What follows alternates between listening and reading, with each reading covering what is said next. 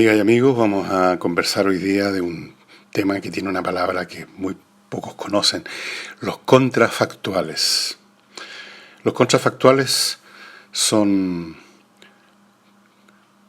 especulaciones acerca de cómo habría transcurrido la historia de una nación o de lo que sea, si tal o cual hecho que ocurrió hubiera ocurrido de otra manera. Por ejemplo, ¿qué habría pasado si Gavrilo Princip, ese anarquista serbio que dispara y mata al archiduque Francisco Fernando y a su señora Sofía, no hubiera logrado hacerlo? ¿Habría estallado la Primera Guerra Mundial o habría estallado en otro momento con otro evento? ¿O qué habría pasado si Hitler hubiera muerto en la cuna? ¿O qué habría pasado si Julio César hubiera sido derrotado por Vercingetorix y los galos en las operaciones que condujo Julio César en la Galia allá por en los años 50, 40, 50 antes de Cristo? Eso es un contrafactual y por lo tanto es un ente conceptual muy especulativo, es pura especulación, es imposible saber cómo habría sido la historia, salvo casos tan extremos que no vale la pena ni siquiera especular. Que hubiera sido de la historia si cae un aerolito y nos extermina todo, bueno, no hay historia. Cosas como esas no requieren mayor análisis. Es donde hay una niebla de posibilidades donde vale la pena hacer este estudio. Y les cuento todo esto porque he estado leyendo en algunos sitios de internet que yo visito una larga polémica, la palabrita que se usa en Chile, acerca de la campaña, la primera fase de la campaña de la Segunda Guerra Mundial en Francia, la batalla de Francia, donde, como ustedes saben, Francia e Inglaterra fueron derrotados y los ingleses lograron evacuar gran parte de sus tropas en Dunkerque. Y todo esto partió a propósito de algunos amigos franceses que consideran que la versión anglosajona en general de los franceses siempre rindiéndose, eso es una costumbre muy anglosajona, es completamente falsa y absurda, que es una reescritura de la historia. Y mencionan que de fondo los ingleses lograron sacar a gran parte de su gente y con eso salvar el ejército, sin cuadros. ¿Cómo habrían podido formar otro ejército los ingleses? No sabemos. Algo habrían hecho, pero no lo sabemos.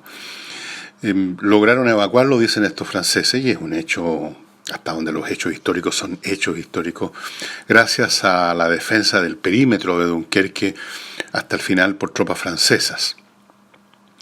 Y esto dio origen a toda una discusión acerca del papel de los franceses, si fueron efectivamente heroicos y lucharon hasta el final, o reinaba un derrotismo espantoso, o si los franceses tenían más o menos aviones de combate que los alemanes, y un montón de cosas que demuestran una vez más lo que hemos conversado en algún momento acerca de lo interesada que es la historia, lo repleto que está la historia de fake histories, de historias falsas o de historias distorsionadas o de historias escritas con un interés nacional, personal, corporativo o lo que sea.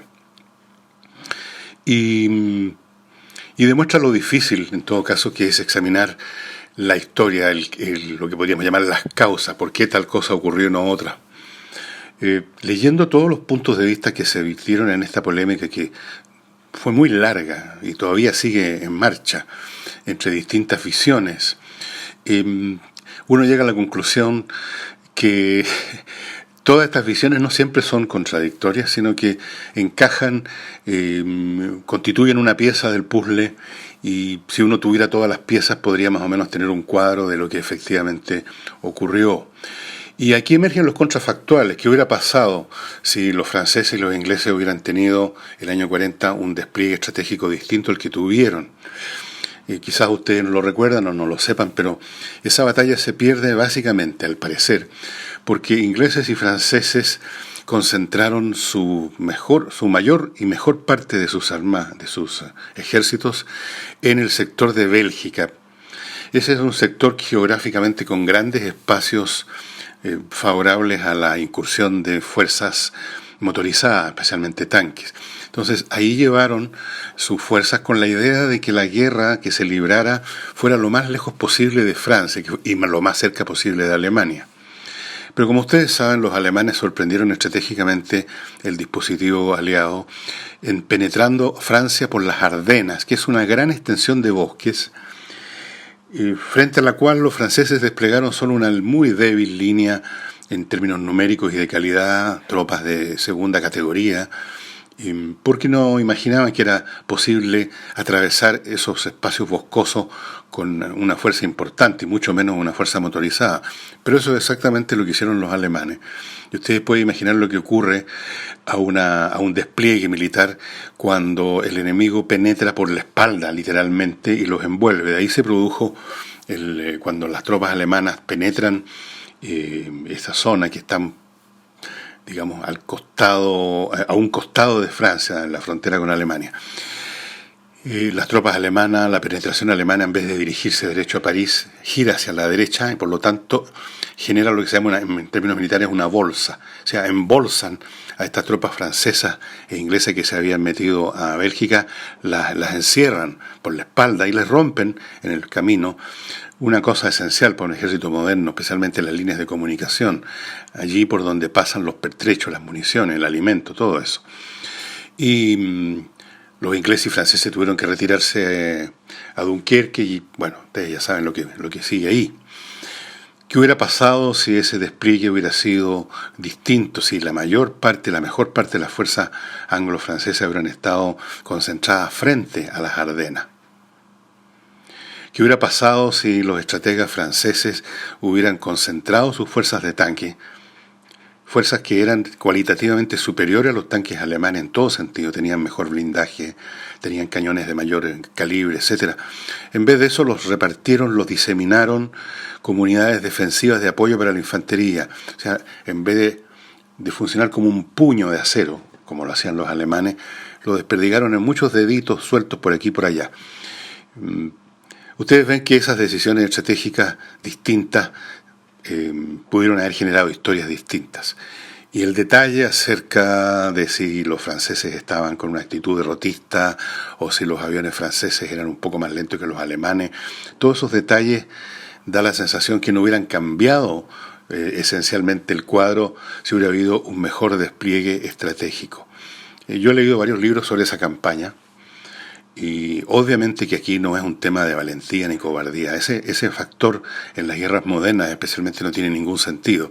Los soldados de cualquier ejército son en su mayor parte, y esto fue estudiado por un equipo con soldados aliados en el Pacífico, los soldados de todos los países y en todos los combates en general quieren simplemente salvar el culo, para decirlo en breve, y el que realmente se la pega uno en 10 más o menos. Los demás tratan de encontrar un lugar donde fondearse.